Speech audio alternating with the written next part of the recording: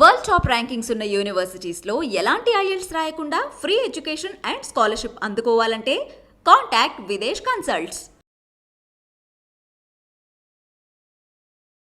నమస్తే, welcome to I dream. నేను మహేశ్వరి. మనతో పాటు ఉన్నారు ప్రముఖ న్యూరో సర్జన్ డాక్టర్ రంగనాథన్ గారు. వారితో మాట్లాడదాం. నమస్తే సార్. నమస్తే సార్, ఇప్పుడు ఆల్రెడీ చాలా మంది మాట్లాడుకున్నారు. ఏంటి అంటే మన సద్గురు గారికి బ్రెయిన్లో ప్రాబ్లం రావడం, బ్లీడింగ్ రావడం, సర్జరీ అవ్వడం అనేసి చాలా మంది మాట్లాడుకున్నారు. అవును. అయితే అది రావడానికి కారణాలు కూడా చాలా ఉన్నాయి.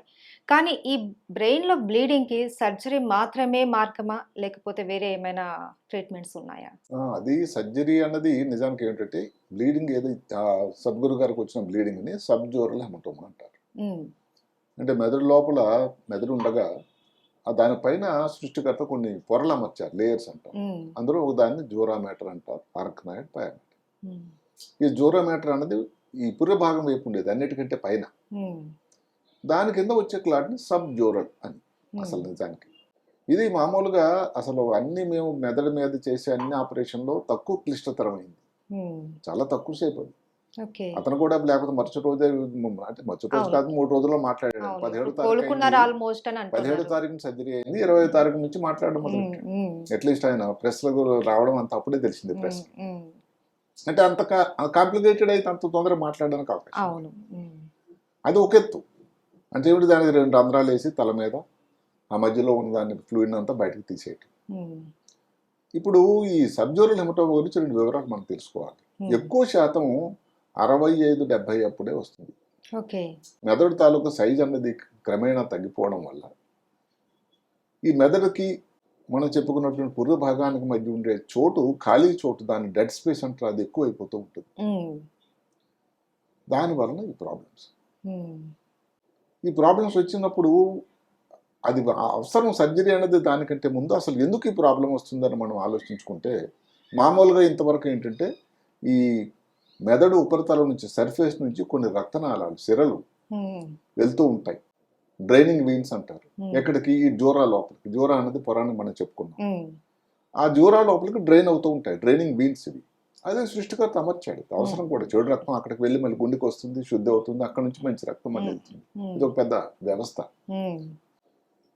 అలాంటిది ఏదన్నా కారణం వల్ల కానీ పీరియడ్ ఆఫ్ టైం, అంటే 69 సంవత్సరాలు, 65 అప్పుడు మెదడు చిన్నగా అయిపోయినప్పుడు ఈ చిన్న కదలిక వచ్చినా కానీ అది రప్చర్ అయిపోవడం, అక్కడి నుంచి రక్తస్రావం అవడం అని ఇంతవరకు చెప్పుకున్న కారణాలు.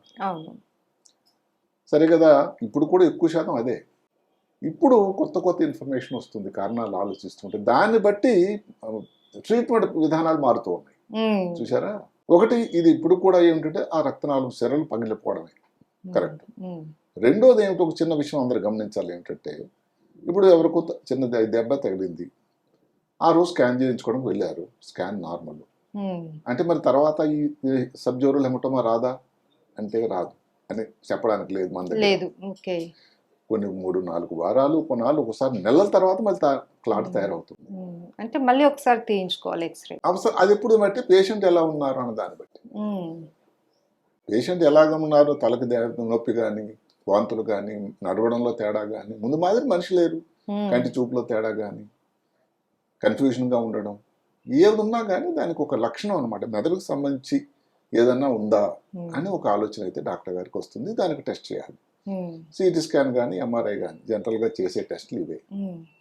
అప్పుడు చేసినంత మాత్రాన పేషెంట్ కానీ 4 వారాల తర్వాత వచ్చినప్పుడు మళ్ళీ ఇబ్బందితో ఉంటే తప్పకుండా మనకు అనుమానం వస్తుంది, ఏంటి అది, దానికి స్కాన్ చేయాలి. దీన్ని బట్టి ఇప్పుడు శాస్త్రం ఏం చెప్తుందంటే, అప్పుడు నార్మల్గా ఉన్నంత మాత్రాన ఎందుకు రావడం లేదు అంటే, అక్కడ ఉండేటువంటి ఈ రక్తనాళం పగిలింది నెమ్మదిగా అలాగా దానికి కొంచెం అక్కడ నుంచి బ్లడ్ వస్తూ, ఆ రోజున లేదు ఇంకా నెమ్మది, అందులో ఆ బ్లడ్ ఏదైతే ఉందో ఆ ప్రోడక్ట్స్ అంటాం, చాలా ప్రోడక్ట్స్ ఏంటంటే దానిలో ఏముంటాయి, ఇది ప్లేట్లెట్స్ అని ఉంటాయి, ఆర్బీసీ అని ఉంటాయి, ప్లాస్మా ఉంటుంది, గ్రాన్యులోసైట్స్, ఇవన్నీ కదలిక వల్ల బ్లడ్ ప్రోడక్ట్స్ తయారవుతున్నాయి అక్కడ. దానివల్ల నెమ్మదిగా ఈ క్లాట్ ఇంత ఉన్నది ఇలాగలాగా ఇంత వస్తుంది. అది ఒక ఈ మధ్య కాలంలో వచ్చినటువంటి థియరీ, ఆలోచన. దాన్ని బట్టి మనం ఏదైతే విధానాలు, వైద్య విధానం అనుకోవడం, దాన్ని బట్టి కూడా వచ్చింది. ఇంకొకటి వచ్చిందంటే ఇన్ఫ్లమేషన్ అని. అంటే ఒక రకమైన వాపు ఆ జోరా పొరలో వస్తుంది అని. ఉమ్, క్లాట్ వచ్చిన తర్వాత అంటే జోరా లోపల ఒక రకమైన వాపు వచ్చి నెమ్మదిగా దాని థిక్నెస్ రావడం, జూరల్ బార్డర్ సెల్స్ అని కొన్ని కణాలు అక్కడ తయారవడం, ఉమ్, అక్కడ నుంచి కొత్త రక్తనాళాలు తయారవుతున్నాయి. అంటే ఈ క్లాట్ ఏదైతే ఉందో దాని మీద కొత్త రక్తనాళాలు సముదాయం ఒకటి న్యూ బ్లడ్ వెసల్స్ తయారవుతున్నాయి. ఉమ్, ఈ బ్లడ్ వెసల్స్ చాలా చిన్నగా ఉంటాయి. సరిగదా ఏదన్నా కానీ దానికి కారణం వల్ల రప్చర్ అయినా ఈ క్లాట్ ఎక్కువ పెరగడం, ఉమ్, ఇలాంటి కొత్త థియరీ ఒకటి కూడా ఉంది. అంటే ఇన్ఫ్లమేషన్ అనేది రోజు రోజుకి దానిలో ఉండి ఈ ప్రాబ్లం రావడం అని కూడా ఒక కొత్త థియరీ వచ్చింది. ఓకే. ఈ ఒకసారి బ్లడ్ వచ్చింది అనుకోండి, దానికి థ్రాంబోలైసిస్ అంటారు. అది బ్లడ్ విచ్ఛిన్నం అవుతుంది, ఛిద్రం అవుతుంది. ఉమ్, అయిన తర్వాత ఇంత ఉన్న క్లాట్ అలా పెరిగిపోతుంది. పెరుగుతూ ఉంటుంది. ముందు లేని క్లాట్ తర్వాత వచ్చి దాని లక్షణాలు పడచూపడానే కారణం ఇది ఉమ్, అని ఇప్పుడు ఈ 3 థియరీలు ప్రాచుర్యంలోకి వచ్చాయి. ఉమ్, ఇప్పుడు ట్రీట్మెంట్ గురించి అసలు మామూలుగా ఏంటంటే అందరూ గమనించాలి. సబ్జోరల్ హెమటోమా పేషెంట్కి లక్షణాలు ఉండి ఇబ్బందిగానే ఉండి ఇతని మాటకి ఇప్పుడు గురుగారి విషయం మీరు మాట్లాడేది తీసుకోండి, ఉమ్, తలనొప్పి విపరీతంగా. అదే కాకుండా ఇంకో దగ్గర నేను చదివాను ఏమిటంటే ఎడమ కాలు కొంచెం వీక్నెస్ వచ్చింది అని కూడా చదివాను. ఉమ్, అంటే ఏమిటి, డెఫిసిట్ అంటాం మేము ఇంగ్లీష్లో. ఏమిటంటే డెఫిసిట్ అంటే కుడి పక్కన కానీ ఇబ్బంది ఉంటే దాని ప్రభావం ఎడమ కాలు ఎడమ చెయ్యి మీద వస్తుంది. ఓకే. ఎడమ పక్కన ఉండేటట్టయితే దాని ఎఫెక్ట్ కుడి కుడి వైపు కాలు ఉంటుంది. అలా ఉంటుంది. ఉమ్, వారి కుడి పక్కన ఆపరేషన్ జరిగింది మనం Hmm. చూసిన ఫోటో ప్రకారం. ఉమ్, దానివల్ల ఎడమ కాలు వీక్ అయింది. ఓకే. అలాంటప్పుడు ఇంకా ఆపరేషన్ తప్ప ఇంకొక అన్యదా శరణం నాస్తి. ఉమ్, ఆ, అప్పుడు తప్పదు ఆపరేషన్ ఇంకా. చేయాల్సిందే. అవును. ఉమ్, అయితే అందరికి ఆపరేషన్ చేస్తామా అంటే ఈ మధ్య కాలంలో ముఖ్యంగా అది కాదు అని ఒక చిన్న ఆన్సర్ చెప్పాల్సి ఉంటుంది. ఎందుకంటే ప్రపంచం అంతటా కూడా జనాభా 60 సంవత్సరాలు 65 సంవత్సరాల తర్వాత వాళ్ళు ఎక్కువ అవుతున్నారు. అవును. ఎందుకంటే ఆరోగ్య ప్రమాణాలు పెరిగాయి ఉమ్, భారతదేశంలో కూడా. ఇప్పుడు 65 సంవత్సరాలు ఉన్నవాళ్ళు లేటెస్ట్ స్టాటిస్టిక్ 2023కి 15 కోట్ల మంది ఉన్నారు. ఉమ్, ఇంకా ఈ సంఖ్య పెరుగుతూ ఉంటుంది. ఉమ్, ఎందుకంటే ఇప్పటికీ ఆరోగ్య ప్రమాణాలు 70 సంవత్సరాలు బతుకుతున్నారు ఉమ్, భారతీయులు. అవును. అవును. స్వాతంత్రం వచ్చినప్పుడు 35. ఉమ్, అంటే 100% 100 రెట్లు పెరిగింది ఇప్పుడు. ఉమ్, నీరు కానీ ఆరోగ్య ప్రమాణాలు కానీ భోజనం కానీ ఆలోచన కానీ వాళ్ళ తాలూకు అవగాహన కానీ పెరిగింది. ఓ సంతోషం అది. ఉమ్, అలాంటప్పుడు ఈ దేశంలో ఇంకా పెద్ద వయసు ఉన్న వాళ్ళు ఒకప్పుడు యూరోప్ గురించి అనుకునే వాళ్ళు, ఐరోపా ఖండంలో ఉండేవాళ్ళు ఎక్కువ సంవత్సరాలు బతుకుతారట. ఉమ్, ఇప్పుడు భారతదేశమే తక్కువేం లేదు. అవును. అలాంటప్పుడు వాళ్ళ రిక్వైర్మెంట్స్ ఎక్కువ ఉంటాయి. ఉమ్, అదే కాకుండా ఇంకొక చిన్న మాట ఉంది, వయసు పెరుగుతున్న కొలది కొన్ని ఇబ్బందులు కూడా వస్తాయి. అవును. ఉమ్, అది సహజం కూడా నడి వయసు నుంచే స్టార్ట్ అవుతాయి. అవుతాయి. షుగరు, బీపీ, దానికి తోడు ఉద్యోగం చేసి స్ట్రెస్ ఇలాంటి అవుతుంటే ఇంకా పెరుగుతూ ఉంటుంది శాతం. ఒబెసిటీలు, థైరాయిడ్లు. Obesity ఇవన్నీ వచ్చి దాని వలన ఈ ఇబ్బందులు అన్న కూడా రావడం ఎక్కువ అవుతుంది. వాటికి ఎవరికన్నా షుగరు బీపీ ఉంది, హార్ట్ అటాక్ లాగా వచ్చింది, లేదా మాకు న్యూరోసైడ్కి సంబంధించి స్ట్రోక్ వచ్చింది. ఆ స్ట్రోక్ వస్తే ఏం చేయాలి, దానికోసం కొన్ని మందులు ఇస్తాం, యాంటీ ప్లేట్లెట్ మెడిసిన్స్ అని. అంటే ఏమిటి, రక్తం పలచగా చేసేదానికి ఇచ్చే మందులు. ఓకే. ఆ మందులు కానీ ఎవరికైనా ఉండేటట్టయితే ఈ రక్తం సబ్జోరల్ హెమటోమా అన్నది వచ్చిందంటే ఇంకా పెరుగుతుందే కానీ తగ్గదు. ఎందుకంటే ఇప్పుడు మనం గుండెపోటు వచ్చింది, దానికోసం ఇచ్చాము, ఈ మందు ఏదో గుండె మీద పనిచేసి మిగతా శరీరంలో భాగాలను చేయడం కాదు కదా, అక్కడ కూడా పనిచేస్తుంది. ఎక్కడెక్కడ రక్తం ఉంటుంది దాని మీద పనిచేస్తుంది. అందువల్ల ఈ యాంటీప్లేట్లెట్ మెడిసిన్ ఎకోస్ప్రిన్ ఉంది, క్లోప్రోపిరిన్ ఉంది, ఇంకా కొన్ని ఉన్నాయి. ఈ వాడే వాళ్ళు ఇబ్బంది ఎక్కువ అవుతుంది. ఇది ఉండి అలాగే ఈ గుండెల్లో కవాటాలు వాల్వ్స్ మారుస్తూ ఉంటారు, రక్తనాళ బ్లాక్ అయిపోతాయి, థ్రాంబోసిస్ అంటారు. వీళ్ళందరూ వాడాల్సి ఉంటుంది. నా ఎక్కువ రోజు స్టంట్ మీరు అన్నట్టుగా దానికి కానీ ఇవ్వకపోతే బ్లాక్ అయిపోతుంది. సో అది almost something like life long అంటాం. ఈ వాడుతున్నప్పుడు ఒక పక్క నుంచి మందులు వాడుతూ ఉండాలి. ఏదో తలక చిన్నది దెబ్బది ఏదో తగిలింది, అసలు కారణం ఆలోచించుకుంటే ఏ కారణం లేకుండానే 50 మందికి వస్తుందట ఒక్క వయసు వల్లే. 50-40 మందిలోనే ఏదో కారణం, ఏదో గుద్దుకున్నారు, పలానా రోజున పడిపోయానని కొంతమంది గుర్తు చేసుకుంటారు, లేదా చుట్టాలు చెప్తారు, అరే చెప్పలేకపోయాడు మర్చిపోయాడు కానీ ఓ రోజు గుద్దుకున్నాడు అని. దానివల్ల అందరికి వస్తుందా? రాదు, వీరికి వచ్చింది. అలా చిన్న చిన్న కారణాలు, ఇదేదో పెద్ద road traffic accident major accident అయిపోవడానికి లేదు. ఇప్పుడు 70 సంవత్సరాలు వ్యక్తి ఉన్నారు, ఈ క్లాట్ వచ్చింది, దానికి ఆపరేషన్ చేయాలా? అక్కడ ప్రాబ్లం. సరిగదా దానికి తోడు ఈ యాంటీ ప్లేట్లెట్ మెడిసిన్స్ వాడుతున్నారు, రక్తం పలచగా అయ్యేటువంటి మందులు వాడుతున్నారు. ఆపరేషన్ చేస్తే దానివల్ల ఫలితం సరిగదా. ఎందుకో రికరెన్స్ అని ఒక మాట ఉంది సబ్జోర్, అందరూ గ్రహించాలి. ఇది ఎంత గొప్ప సర్జన ప్రపంచంలో ఎవరు చేసినా కూడా ఈ ఇబ్బందికి క్రానిక్ సబ్జోరల్ హెమటోమాకి మళ్ళీ వచ్చేదానికి ఆస్కారం ఉంది. మళ్ళీ వస్తుంది. ఓకే. అవకాశం ఉంది. ఓకే. అంటే అందరం భయపెట్టేటువంటి ప్రయత్నం కాదు. ఎంతమంది జాగ్రత్త 20% నుంచి 30%. అది ఎవరు తప్పేది కూడా లేదు. సజ్జన తాలూకు తప్పు కూడా కాదు అది. ఇప్పుడు ఆ వ్యక్తి మరి యాంటీ ప్లేట్లెట్ మందు వాడుతున్నారు, యాంటీ థ్రాంబోటిక్ మందులు వాడుతున్నారు, మరి తప్పదు. అప్పటికప్పుడు డాక్టర్ ఏదో కొన్ని మందులు ఉన్నాయి, విటమిన్ కే అని, ఇంకేదో ప్లేట్లెట్ కాన్సన్ట్రేట్ అని, ఇవన్నీ ఉన్నాయి, ఇచ్చి చేస్తారు. కానీ దాని ప్రభావం ఇన్ని సంవత్సరాల నుంచి వాడుతున్న రక్తం మీద ఉంటుందిగా. అలాంటప్పుడు మళ్ళీ రెండోసారి రావడానికి ఆస్కారం. ముఖ్యంగా రెండోసారి వస్తే అసలు గోల్డ్ స్టాండర్డ్ ఏమిటంటే ఆపరేషనే. అది దేని మీద ఆధారపడి ఉంటుంది? పేషెంట్ ఎలా ఉన్నాడు, మాట్లాడుతున్నాడా లేదా, కాలు చేయి పనిచేస్తుందా లేదా, జ్ఞాపక శక్తి ఎలా ఉంది, ముందు మాదిరి ఉన్నాడా లేదా. అలాగ ఉండేటట్టయితే ఇప్పుడు ఆపరేషన్ చేసి మళ్ళీ రెండోసారి క్లాట్ వచ్చింది అనుకున్నాం, మళ్ళీ ఎన్నిసార్లు చేస్తాం ఆపరేషన్? చేయలేము. చేస్తుంటే ప్రతిసారి ఆపరేషన్ చేస్తూ ఉంటే దాని రిస్క్ ఉంటూనే ఉంటుంది. ఎందుకంటే ఎంత చిన్న ఆపరేషన్ అయినా ఆపరేషన్ అనేది రిస్క్ లేని ఆపరేషన్ లేదు. అందులో బ్రెయిన్ అంటే ఇంకా మరి ఎవరో ఈ మధ్యన కూకట్పల్లిలోనే డెంటల్ ఎక్స్ట్రాక్షన్ అయిన తర్వాత జరిగిపోయాడు పేషెంట్. మరి అది చిన్న ఆపరేషన్ అని, చిన్న దానికి ఎందుకు వచ్చిందంటే ఏమాత్రం ఎనస్థీషియా ఇచ్చినా, ఎనస్థీషియా అన్నది, సర్జరీ అన్నది చిన్నదైనా పెద్దదైనా రిస్క్ లేని సర్జరీ లేదు. ఇంతకుముందు కూడా చెప్పాను, మళ్ళీ ఒకసారి నొక్కి వక్కానిస్తున్నాను. అలాంటి ఇప్పుడు బ్రెయిన్ మీద చేసి ఈ యాంటీప్లేట్లెట్ మెడిసిన్స్, యాంటీకోగులెంట్స్ ఇవన్నీ ఉన్నాయి. అందుకని ఇప్పుడు ఆలోచన ఈ మధ్య కాలంలో ఏమొచ్చిందంటే ఆపరేషన్ మాటిమాటికి చేసి మళ్ళీ వచ్చి ఎన్నిసార్లు చేస్తాం ఆపరేషన్? మరి ఏంటి సార్ సొల్యూషన్? ఇప్పుడు దానికి ఏమైనా సొల్యూషన్ ఉందా అంటే కొన్ని విషయాలు ఈ మధ్య కాలంలో వచ్చాయి. ఇప్పుడు ఆపరేషన్ జరిగింది, మళ్ళీ క్లాట్ తయారైంది, అటెండెన్స్ అందరూ వర్క్ అవుతారు, సార్ మళ్ళీ ఆపరేషన్ చేస్తారు. అంటే మీరు ఇప్పుడు అన్నారు కొన్ని రకాల మెడిసిన్స్ ఆల్రెడీ పేషెంట్ హిస్టరీలో వాడాలి తప్పదు అని అన్నారు, అది వాడితే ప్రాబ్లం వస్తుంది. అలాగని సర్జరీ 2 times అలా అటెండెన్స్ కూడా అడుగుతారు, సార్ గుండెకి ఇప్పుడు మందులు ఆపేశారు మీరు, ఎన్నాళ్ళు మళ్ళీ గుండెపోటు రాదా? వస్తుంది. అంటే ఏమిటి, ఏదో ఒక స్టేజ్ లో మళ్ళీ స్టార్ట్ చేయాలి. అప్పుడు మరి క్లాట్ వచ్చింది అనుకోండి, చూసారా, ముందుకు వెళ్తే గొయ్యి, వెనక్కి వెళ్తే నొయ్యి. అదే అలానే ఉంది పరిస్థితి, చాలా కష్టమైన పరిస్థితి. అలాంటప్పుడు ఏంటి సార్ సొల్యూషన్? అలాంటప్పుడు ఏంటంటే ఇంకొక ఆపరేషన్ చేయడం వల్ల ఆలోచన కొంచెం పక్కన పెట్టి స్టెరాయిడ్స్ అని వచ్చాయి. కోవిడ్ టైంలో ఈ పేరు మారుమోగిపోయింది. స్టెరాయిడ్స్ ఇవ్వడం వల్ల కూడా కొంతవరకు ఇది మళ్ళీ వచ్చింది, ఇంకొక ఆపరేషన్ అవసరం లేకుండా కంట్రోల్ చేయొచ్చు అని ఒక ఆలోచన వచ్చింది. అయితే స్టెరాయిడ్ దాని తాలూకా అది కత్తికి 2 వైపుల దారు మాదిరే. కత్తి ఉంది, దానికి 2 వైపుల దారు ఉంటే ఏమవుతుంది? దాని సైడ్ ఎఫెక్ట్స్ దానికి ఉంటాయి. అది కంట్రోల్ డాక్టర్ గారి పర్యవేక్షణలో షుగరు, బీపీ ఇవన్నీ దాన్ని చేస్తూ పరీక్షలు చేస్తూ స్టెరాయిడ్ ఇవ్వచ్చు అని శాస్త్రమే చెప్తుంది.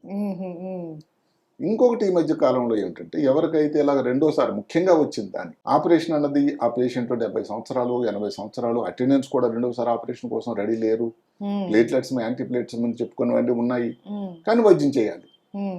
అలాంటప్పుడు ఒక పద్ధతి వచ్చింది, మిడిల్ మెంజల్ ఆర్టరీ ఎంబోలైజేషన్ అని. అంటే ఒక రక్తనాళం ఉంటుంది బ్రెయిన్ లో, అంటే ఈ జోరా మ్యాటర్కి సప్లై చేసే రక్తనాళం ఉంటుంది, దాని పేరు మిడిల్ మెనింజల్ ఆర్టరీ అని. మామూలుగా అది ఇంటర్నేషనల్ రేడియాలజీ ఈ మధ్యకాలంలో చాలా ప్రాచుర్యం ఉంది, స్టంట్ వేసినట్టే. అలాగే అంటే ఒక యాంజియోగ్రామ్ చేసి ఆ రక్తనాళం లోపలికి వెళ్ళి దాని లోపల కొన్ని మెటీరియల్స్, ఏదో జెల్ ఫోమ్ అని లేకపోతే కాయిల్స్ అని పెడుతూ ఉంటారు. దానికి లాజిక్ ఏమిటంటే ఈ రక్తనాళం ఏదైతే మనం చెప్పుకున్నాం మిడిల్ మెంజల్ ఆర్టరీ, ఈ జోరా మ్యాటర్కి రక్తం సప్లై అదే చేస్తుందట. సరిగదా ఈ లోపల క్లాట్ ఏదైతే మనం ముందు మాట్లాడుకున్నాం దాని చుట్టూ కొన్ని చిన్న చిన్న రక్తనాళాలు క్యాపిలరీస్ తయారవుతుంటాయి, దాన్ని బట్టి ఒక పొర కూడా తయారవుతుంది. వీటన్నిటికీ ప్రివెంట్ చేయడానికి ఈ మిడిల్ మెంజల్ ఆర్టరీ ఎంబోలైజేషన్ అనేది ఒకటి ఈ మధ్య కాలంలో ఎక్కువ మంది చేస్తూ ఉన్నారు. అదేం ఆపరేషన్ కాదు, కంపారిటివ్ హాస్పిటల్ ఉండేది 2-3 రోజులే, రీజనబుల్లీ సేఫ్, సక్సెస్ రేట్ కూడా బాగానే ఉంది. అంటే ఇప్పుడు ఎలా ఉంటుందంటే ఇవేవి కూడా ఫస్ట్ అన్నది బెస్ట్ సమానం సర్జరీనే, సర్జరీ తర్వాత ఇబ్బందులు వస్తే దానికోసం. ఈ మధ్య కాలంలో కొన్ని రిపోర్ట్లు ఏం చెప్తున్నారంటే సర్జరీ చేయకుండానే ఇది ఫస్ట్ లైన్ ట్రీట్మెంట్ గా కూడా వాడచ్చు, ట్రై చేయొచ్చు అని. మామూలుగా అది ఒక అనుసంధానం, అంటే సర్జరీ ఉంటూ ఇబ్బంది వచ్చినప్పుడు దీనికి రెండో ప్రయత్నం చేయొచ్చు. కానీ సర్జరీ లేకుండా ఫస్ట్ లోనే మనం ఈ స్టెరాయిడ్స్ కానీ లేకంటే ఇప్పుడు మీరు సర్జరీ లేకుండా క్లాట్ ఎక్కువ ఉన్నప్పుడు స్టెరాయిడ్ ఇస్తే రిస్క్ తీసుకున్నట్లు లెక్క. పేషెంట్ సడన్ గా సీరియస్ అయ్యి రాత్రి మీద మళ్ళీ మిడిల్ ఆఫ్ ది నైట్ వచ్చారనుకోండి, అవన్నీ మరి డాక్టర్ అటెండెన్స్ అందరూ కూడా సర్జరీ అనేది ఎవరు లైక్ చేయరండి. ఒకవేళ మీరు స్టెరాయిడ్ ఇవ్వడానికే ట్రై చేశారనుకోండి, చుట్టాలను మనం కాన్ఫిడెన్స్ లో తీసుకోవాలి. మీ తాలూకు ఆలోచనతో ఇస్తున్న మందులు కానీ చాలా క్లాట్ ఉంది, సీరియస్ అయ్యే ప్రమాదం ఉంది, ఆ టైంలోనైనా ఎమర్జెన్సీలోనే ఆపరేషన్ చేయాలి. వాళ్ళు దానికి సమ్మతం అయితే చేయాల్సి ఉంటుంది. ఎవరు కూడా రిస్క్ తీసుకోవాలి, ప్రయత్నం మాత్రమే. ప్రయత్నమే. రెండోసారి వచ్చినప్పుడు మాత్రం ఎక్కువ శాతం ఇలాంటి ప్రయత్నం చేయడమే మంచిది. ఈ మధ్య కాలం ఇంకోటి ట్రెనాక్సామిక్ యాసిడ్ అని ఒకటి వచ్చింది, అంటే రక్తం బ్లాక్ చేయడానికి వచ్చే ఒక మందు. మేము సర్జరీ చేస్తున్నప్పుడు సర్జరీ టైంలో ఏదో బ్లీడింగ్ అవుతా ఉంది, బ్రెయిన్లో వెన్నుపాములో బ్లీడింగ్ అవుతా ఉంది, ఎనస్థీషియాలో చెప్తా ఇంకొక ఇంజెక్షన్ ఇది ఇవ్వండి అని. అప్పటికప్పుడు బ్లీడింగ్ ఆపడానికి ఉపయోగపడేది. ఈ బ్లీడింగ్ తగ్గిస్తూ ఉంది, క్లాట్ సైజు కూడా తగ్గడానికి ఉపయోగకరమైన మందు. అయితే ఇవన్నీ ఈ మధ్య కాలంలో కొత్తగా వచ్చిన మందులు. అది దానితో సబ్జూరల్ అయిపోతుంది, హెమటోమా అయిపోతుంది, నయం అయిపోతుంది నేను చెప్పడం లేదు. అలాగే కొంతవరకు ఈ స్టాటిన్స్ అంటాం, గుండె పోటు వచ్చినప్పుడు కొంతమందికి ఎటరోస్టాటిన్ అని ఒకటి వచ్చింది, ఆ మందు కొంచెం ఇవ్వచ్చు అని. ఇలా కొన్ని కొన్ని వచ్చాయి. వీటన్నిటికంటే చాలా ప్రాశస్తమైనది, ఎక్కువ మంది నమ్మేది, ఆపరేషన్ ఇంకోసారి చేయకుండా ఉండేది స్టెరాయిడ్. రెండోది డెఫినెట్గా ఈ మిడిల్ మెంజల్ ఆర్టరీ థ్రాంబో ఏదైతే ఉంది, ఎంబలైజేషన్ అన్నది కూడా ఈ మధ్య కాలంలో చాలా ప్రాచుర్యంకి వచ్చింది. ఆపరేషన్ అన్నది చేయటం తప్పదు, ఎప్పుడు పేషెంట్ కానీ సీరియస్గా ఉంటే. మాట్లాడుతూ ఉన్నాడు పేషెంట్, కొంత అవకాశం తీసుకోవచ్చు, ఛాన్స్ తీసుకోవచ్చు. దీనివల్ల కానీ సెటిల్ అయిపోతే ఆపరేషన్ మనం లేకుండా చేసినట్టు కదా. అదే కాకుండా 70-80 సంవత్సరాలు అప్పుడు ఆపరేషన్ దాని రిస్క్ దానికి ఉండదు. ఇలాంటి సమయాల్లో ఆపరేషన్ కాకుండా ప్రత్యామ్నాయం అటెండెన్స్ కానీ దాన్ని సుముఖంగా ఉంటే ఒక ప్రయత్నం చేయొచ్చు. ముఖ్యంగా స్టెరాయిడ్స్, ఏదైతే మిడిల్ మెంజల్ ఆర్టరీ ఎంబలైజేషన్, కొంతవరకు ట్రెక్సామిక్ యాసిడ్, ఈ ఎట్రోస్టాటిన్ దాని గురించి ఇంకా సమాచారం ఎక్కువ నాలెడ్జ్ రావాలి. అయితే కొంతవరకు ఈ పేర్లు కూడా మోగుతున్నాయి, ట్రై చేయొచ్చు అని. ఇది మందులతో ప్రయత్నం అన్నది ఒకటి. ముఖ్యంగా మళ్ళీ చెప్తున్నాను ఏమిటంటే, ఆపరేషన్ చేసి రెండోసారి ఏదైతే 30% ఉండి వాళ్ళకి అంటే రెండోసారి రికరెన్స్ 30% చెప్పుకున్నాం, అలాంటి వాళ్ళకి ఈ మందుల ద్వారా ఈ ప్రయత్నం చేయొచ్చు. అదే మంచిది కూడాను అని. ఎందుకంటే ఇప్పుడు 80 ఎప్పుడు మళ్ళీ ఆపరేషన్ చేసాం అనుకోండి, మళ్ళీ తయారవుతుంది అక్కడ. అసలు ఇవి ఎలా వచ్చాయి, ఈ మందులు, ఈ పద్ధతులన్నీ ఆలోచన ఎందుకు వచ్చింది? 2000 సంవత్సరంలో ఎక్కడో జపాన్ దేశంలో ఒక వ్యక్తికి సబ్డ్యూరల్ వచ్చింది, 5 సార్లు ఆపరేషన్ అయింది. ఆయనకున్నది ఏమిటి, రక్తం పలుచుగాక ఉండిపోయే ఒక వ్యాధులు ఉన్నాయి కొన్ని, హిమోఫిలియా అని, కోయాగ్యులోపతి అంటారు. అసలు రక్తం అతనికి గడ్డ కట్టదు, ఆయన పుట్టినప్పటి నుంచి అదే వ్యాధి. ఎన్నిసార్లు సర్జరీ 3 సార్లు 4 సార్లు చేశారు, అది మళ్ళీ వస్తూ ఉంది, మళ్ళీ అసలు నేను విసిగిపోయారు, ఎన్నిసార్లు చేస్తారు, ఆయన కష్టం అదండి. ఇంత లోపల ఎవరికి ఆలోచన వచ్చింది, ఏదైతే ఈ జోరా మ్యాటర్ నుంచి కింద ఉంది కాబట్టి దానికి వెళ్ళే రక్తనాళాలను కానీ మనం బ్లాక్ చేస్తే ఎలా ఉంటుంది. సో మొట్టమొదటి ప్రయత్నం 2000 సంవత్సరంలో జరిగింది, 24 సంవత్సరాల నుంచి సక్సెస్ అయింది. దానితోనే ఒక ఆల్టర్నేటివ్ గా దీన్ని వైద్యం పెట్టుకున్నారు. ఆధునిక కాలంలో మార్పులు అన్ని జరుగుతూ ఉంటాయి, నిరంతర ప్రవాహం, రోజు రోజుకి ఇంప్రూవ్మెంట్ అవుతుంది, కొత్త విధానాలు. అంతే కదా. ఇప్పుడు మేము 82లో చదువుకున్నప్పుడు మొట్టమొదటి సిటీ స్కాన్ ఢిల్లీ ఎయిమ్స్ లో ఉంది. అంతకుముందు సిటీ స్కాన్ అనేది లేనే లేదు, అసలు 78లోనే వచ్చింది ప్రపంచంలో. అంతకుముందు మెడలో ఏదైనా బ్రెయిన్ లో ఏదైనా ప్రాబ్లం ఉందంటే చేసే పరీక్షలు, పరీక్ష విధానాలు చేసే వాడికి, చేయించుకున్న వాళ్ళకి నొప్పే, రిస్క్ తో కూడుకున్నది కూడా. ఇప్పుడు ఏముందంటే సిటీ స్కాన్ అంటే 5 నిమిషాలు అయిపోతుంది. ఇప్పుడు సిటీ స్కాన్ తో ఆగిందా, లేదు, మళ్ళీ ఎంఆర్ఐ వచ్చింది. ఇట్లా సైన్స్ అనేది నిరంతర ప్రగతి. ఇప్పుడు కోవిడ్ వచ్చింది, కోవిడ్ టైంలో కానీ వ్యాక్సిన్ రాకపోతే ఇంకెంతమంది అండి, ఎంతమంది కోకొల్లగా జరిగిపోయే వాళ్ళు కదా. సైన్స్ తాలూకా, అందుకని ఆరోగ్య ప్రమాణాలు మొదటే మాట్లాడుకున్నాం. ఈ రోజున 70 సంవత్సరాలు భారతీయులు కూడా బతుకుతున్నారంటే ఎంత సంతోషం. కాబట్టి ఆరోగ్యం అన్ని విధాలు కూడా ప్రగతి చెందుతూ ఉంది డెఫినెట్. Right sir. ఏదైనా సరే సర్జరీ అన్నది ఫస్ట్, దాని తర్వాతనే మీరు చెప్పినట్టు సర్జరీ అన్నది గోల్డ్ స్టాండర్డ్. ఒకే మాట, సబ్జ్యూరల్ హెమటోమాకి ఎవరు అన్నా కానీ ఫస్ట్ చేయాల్సింది సర్జరీ. చుట్టాలు కానీ దానికి రెడీ లేకపోయినా, చేసిన తర్వాత మళ్ళీ ఏదో కారణాంతరం వల్ల రెండోసారి మళ్ళీ వచ్చినా, అలాంటప్పుడు ఇంకో సర్జరీ చేసి రిస్క్ తీసుకోవడం కన్నా ఇలాంటి ప్రయత్నాలు చేయవచ్చును. అది మనం చెప్పబోయేటువంటి సమాచారం. Thank you so much sir. నమస్కారం.